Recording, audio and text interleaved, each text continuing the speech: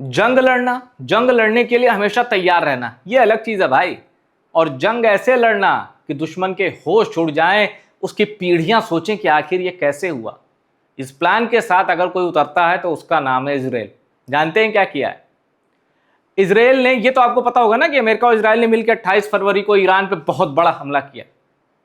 उस हमले की तैयारी इजराइल कब से कर रहा था और उसके लिए इराक में उसने क्या कर दिया, जानेंगे तो होश उड़ जाएगा। वॉल स्ट्रीट जर्नल का खुलासा है, Israel built and defended a secret Iran war base in Iraq. अब शब्द बड़े कंफ्यूजिंग है, गौर करिएगा। A secret Iran war base in Iraq. Iran war base है लेकिन कहां? इराक में। अब आप कहेंगे हमला ईरान में करना है और इजराइल इतना सक्षम है कि ईरान में घुस के हमला कर सके, फिर इराक में बेस बनाने का क्या मतलब? आइए आपको समझाते हैं इसका मतलब। देखिए, Israel reportedly set up a secret military base in the Iraqi desert in February में ही सेटअप कर लिया था इराक के रेगिस्तानों में एक सीक्रेट मिलिट्री बेस। अब ये सीक्रेट मिलिट्री बेस अंडरग्राउंड था या किसी कंपाउंड में था, ये अभी इसके बारे में जानकारी नहीं है, लेकिन एक गुप्त ठिकाना इजराइल ने बना लिया था और वहां इजराइल के कमांडो, आईडीएफ के अधिकारी, ये सब वहां थे, वहां से ऑपरेट कर रहे थे। आगे देखते हैं। To support its aerial campaign against Iran, मतलब 28 फरवरी को जब ईरान पे हमला होगा तो अगर बाई चांस इजराइल का कोई पायलट जख्मी हो जाए या कोई पायलट फंस जाए जिसका रेस्क्यू करना हो, या कोई कैजुअलिटी हो जाए, आईडीएफ मतलब इजराइल डिफेंस फोर्सेस, उसके किसी जवान की कैजुअलिटी हो जाए ईरान पर अटैक करने वाले ऑपरेशन में, तो कहां से रेस्क्यू हो इराक में, वो जो सीक्रेट बेस है। अब आगे की लाइनें और चौंकाने वाली हैं क्योंकि नेटफ्लिक्स की एक सुपरहिट सीरीज इस कहानी से एकदम मिलती जुलती है। According to a Saturday report in the Wall Street Journal, citing US officials and other sources, Israel built the base shortly before the US-Israeli strike on Iran started on Feb 28 to serve as a hub for logistics to support the Israeli Air Force. Israeli air force को मदद देने के लिए Iraq में एक secret military base establish किया गया, बनाया गया और वहां डिप्लॉय किए गए आईडीएफ के सोल्जर्स और आईडीएफ से जुड़े हुए लोग, ताकि लॉजिस्टिक सपोर्ट भी मिले और अगर कोई रेस्क्यू ऑपरेशन लॉन्च करना हो तो वहीं से करें। अब जानते हैं, एक लोकल शेफर्ड था, मतलब जो इराक में जो भेड़ बकरियां चराते हैं, उसकी वजह से पता चला कि कितना बड़ा कांड हो गया है। आगे देखिए। It also housed special forces troops and search and rescue teams poised to act if any Israeli pilots were drowned. ये मैंने आपको बता दिया कि अगर ईरान पे हमले के दौरान किसी भी इजरायली पायलट को कुछ भी होता है तो उसके रेस्क्यू के लिए लोग वहीं से मूव कर जाएंगे। To protect the outpost, Israeli troops even launched air strikes against Iraqi forces who nearly discovered it in early March, according to newspaper. अब ये कह रहे हैं कि इजराइल को 28 फरवरी को इजराइल ने अटैक किया, पूरे फरवरी तक इराक की खुफिया एजेंसी, इराक की सेना, इनको भनक नहीं लगी कि इजराइल उनके घर में घुस चुका है और एक सेफ हाउस बना चुका है, जिसको मिलिट्री बेस भी आप कह सकते हैं। अब हुआ क्या, इजराइल को इस राज को दबाने के लिए इराक पर एयर स्ट्राइक करनी पड़ी। बहुत बड़ा खुलासा अगली लाइनों में। The strikes killed one Iraqi soldier, Baghdad said at the time after Iraqi media reported that a local shepherd witnessed unusual military activity. एक वहां का स्थानीय शेफर्ड, जो मैंने बताया चरवाहा, उसने एक अनयूजुअल मिलिट्री एक्टिविटी देखी उस रीजन में। अब अनयूजुअल मिलिट्री एक्टिविटी क्या होती है? यह बात सच है कि सद्दाम हुसैन के पतन के बाद इराक में आपने देखा इस्लामिक स्टेट का भी उदय हुआ, कई मोर्चों में इराक सिविल वॉर में भी झुलस गया। अब वहां अनयूजुअल मिलिट्री एक्टिविटी का मतलब है हेलीकॉप्टर से अटैक हो रहे थे, हेलीकॉप्टर इन्वॉल्व था, एक मतलब हेलीकॉप्टर से वहां अटैक हो रहे थे इराक के उस रीजन में। इराक में कई टेरर ऑर्गेनाइजेशन अभी भी ऑपरेट करते हैं, लेकिन हेलीकॉप्टर से अटैक करने की क्षमता किसी के पास नहीं है। इनफैक्ट अगर मैं बात करूं दुनिया में तो LTTE श्रीलंका वाला लिट्टे वो पहला ऐसा टेरर ऑर्गेनाइजेशन था जिसके पास हवाई हमला करने की ताकत थी। फिर ये ताकत अलकायदा के पास भी आई। लेकिन आज दुनिया में आप किसी भी टेरर ऑर्गेनाइजेशन का नाम लीजिए जो कि मतलब आप देखेंगे उनके पास हवाई हमले की ताकत नहीं है। इसलिए इराक में जब देखिए, यहां देखिए आगे लिखा है including helicopters and gun fire in a remote area. तो जब इराक के उस रेगिस्तानी इलाके में हेलीकॉप्टर उड़ने लगे और वो इराकी सेना के नहीं थे, दूसरे हेलीकॉप्टर थे और वो दनादन गोलियां दागने लगे, मतलब एक कहते हैं ना कि एक छोटी बैटल वो स्टार्ट हो गई। तब उसको लगा कि यार ऐसा तो होता नहीं है, यहाँ अगर गन फायर होती है तो समझ में आता है कि चलो दो गुट झड़प रहे हैं, दो गुटों में झड़प हो गई। पर हेलीकॉप्टर अटैक हेलीकॉप्टर अगर आ गया तो इसका मतलब है मामला गंभीर है। उसने वो बात इराकी एजेंसीज को बताई तो पता चला भैया उनका तो इराक का सोल्जर मार दिया गया और वो अटैक हेलीकॉप्टर किसी और का नहीं, इजराइल का था, आईडीएफ का था। According to the journal, the Israeli strike succeeded in deterring Iraqi forces from any further investigation. Iraq ने एक कोशिश की, अरे चल क्या रहा है, इजराइल ने एक स्ट्राइक से कह दिया चलो अपना काम करो। तैयारी कितनी परफेक्ट करके इजराइल जंग में उतरता है, मैं उसकी एक मिसाल दे रहा हूं।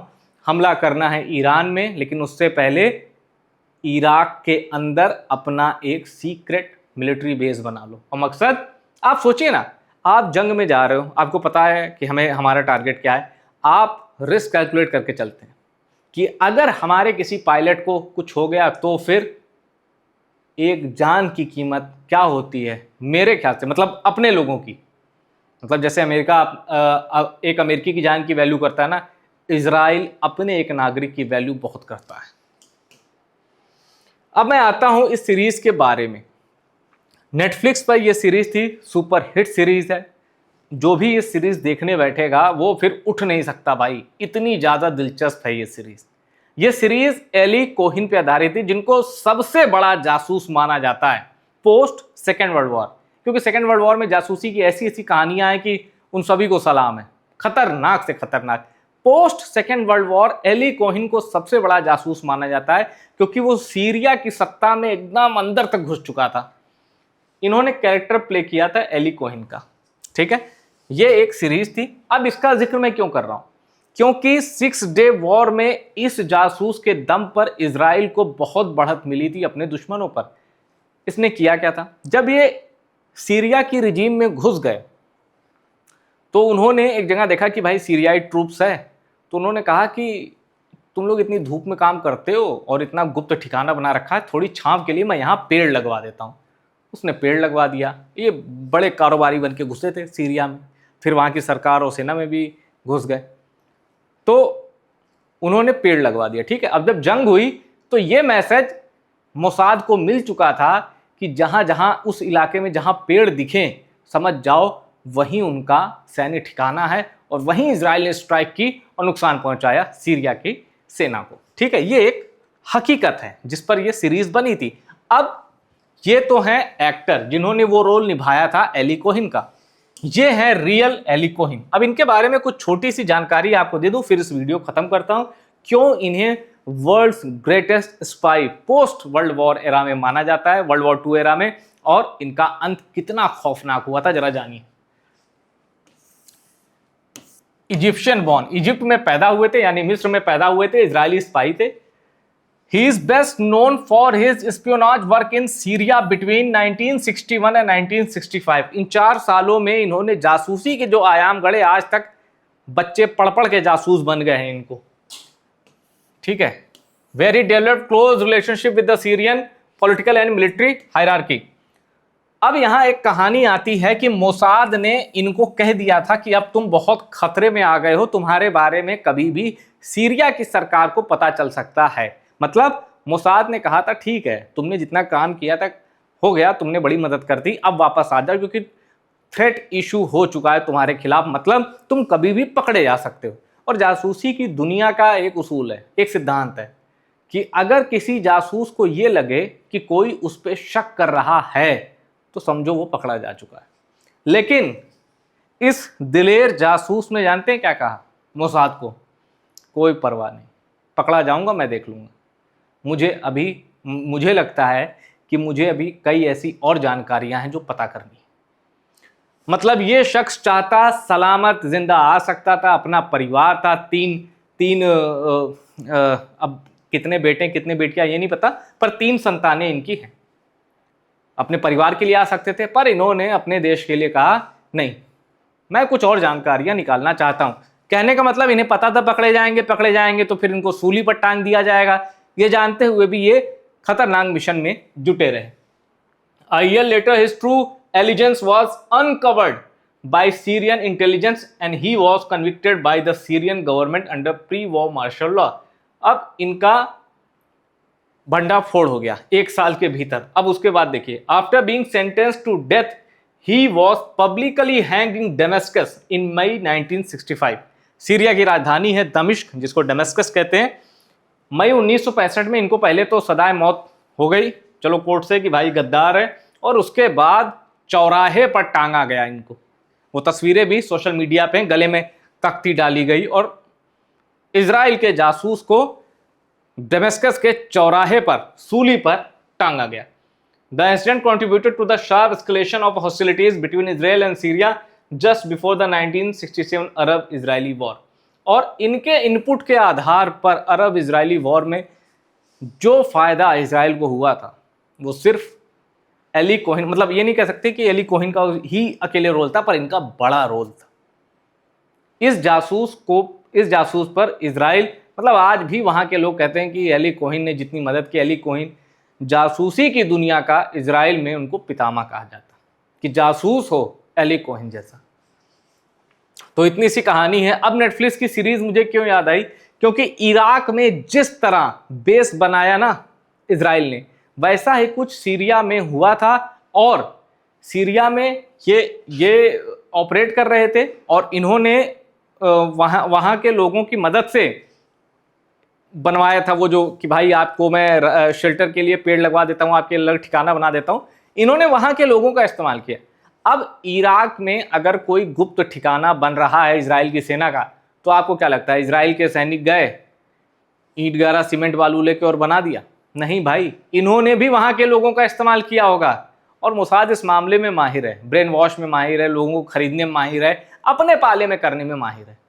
तो इराकी सैनिकों को चाहिए क्या? सिर्फ इतना कुछ देख चुके हैं जीवन में, अब आगे उनकी कुछ देखने की तमन्ना नहीं है। माल मिल जाए, काम कर लो, बना लो अंडरग्राउंड बेस, चाहे तुम मोसाद के हो, कहीं के हो, क्या मतलब। तो इतनी सी कहानी थी। द स्पाई में जो झलक भर दिखाई गई थी, इजराइल उसको जीता है, उसको सच कर देता है। इनफैक्ट जंग, अच्छा मैंने एक लोगों से बात की, मैंने उनसे पूछा कि इस खबर पे आपका क्या कहना है, तो उन्होंने कहा कि यार जब नेतन्याहू सिर्फ और सिर्फ जंग ही सोचता है, तो उसने अंडरग्राउंड मिलिट्री बेस बना लिया या रिमोट एरिया में बना लिया, तो इसमें कोई बड़ी बात नहीं है। वो सिर्फ और सिर्फ जंग के मोड में रहते हैं इजराइल वाले, कुछ तो इससे जुड़ी हर चीज़ वो कैलकुलेट करके चलते हैं। मतलब कह रहे हैं कि इससे तुम चौंक सकते हो, पर इजराइल में कोई होगा वो इससे नहीं चौंकेगा, क्योंकि उनके दिमाग में 24 घंटे जंग चलती है। मैंने कहा हाँ, ये बात तो सही है। जैसे क्रिकेटर होते हैं कि 24 घंटे जो क्रिकेट ही खेलते हैं, फिर वो नई नई चीज़ें डिस्कवर करते हैं, नए शॉट मारते हैं, नई फील्ड पोजीशन खोज लेते हैं कि चलो बॉलर के पीछे ही फील्डर लगा देते हैं। तो इसी तरह नेतन्याहू, चूंकि खुद भी उनका वॉर बैकग्राउंड है, खुद भी कमांडो रह चुके थे इजरायली सेना में, ऑपरेशन थंडरबोल्ट से भी जुड़ा हुआ उनका बैकग्राउंड है। तो इस तरह की चीज़ें हैं जिसकी वजह से इजराइल एक नज़ीर पेश करता रहता है कि भाई हम जंग लड़ते हैं और हम जंग लड़ते रहेंगे अलग अलग तरीके से, और हमसे जंग लड़ना आसान नहीं है। कहने का मतलब सिर्फ इतना है। मतलब इजराइल जंग के जिन सिद्धांतों को लेकर एक्टिव होता है ना, वो सोच से परे हैं। एक नज़ीर मैंने आपको दिखा दी, हमला करना था ईरान में, बेस बना है इराक में, ये सोचकर किसी को कुछ हो गया तो कैसे उसका रेस्क्यू करेंगे। आपने देखा बीच में अभी 36 घंटे एक अमेरिकी पायलट फंसा था ईरान में, ईरान की पहाड़ियों में खुद की जान बचा रहा था, 20 किलोमीटर चढ़ गया, 7,000 फीट की पहाड़ी चढ़ गया, और ईरान के कबीले के लोग AK-47 हाथ में लेके उसको ढूंढ रहे थे। क्यों? क्योंकि IRGC ने उसके ऊपर कई $1 मिलियन का इनाम भी रख दिया था। $1 मिलियन नहीं था, थोड़ी कम रकम थी, पर अच्छा खासा इनाम रखा था, बाउंटी जिसको कहते हैं। अमेरिका ने वो तैयारी नहीं की थी जो इजराइल ने की थी। अमेरिका को लगता था कि हमारे विमान कभी ईरान वाले मार ही नहीं सकते, लेकिन अमेरिका के विमान शूट डाउन हुए। ईरान ने यह अजूबा भी कर दिखाया। इजराइल अमेरिका से ज़्यादा तैयारी के साथ जंग में कूदता है।